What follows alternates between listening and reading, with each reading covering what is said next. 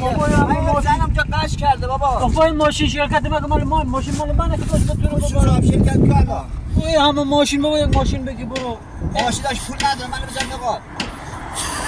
مرد شما ماشین شرکت ماشین بابا تو کار بابا من میخوای یه لحظه ببین نقاط شد برادر شرکت بابا این پیرهن تو نمیبینی ماشین شرکت مگه ماشین مال من مگه مال من گیرش ماشین میخوای ثواب کنی بابا ما اجازه ندارم این ماشین جی پی اس داره مگه من باید اینجا باشم مگه من اختیارم دستش خودم مسجد کجایه ما داریم اینا رو کار میکنیم این تا بعد از رو اندازه کار میکنیم تا سر سه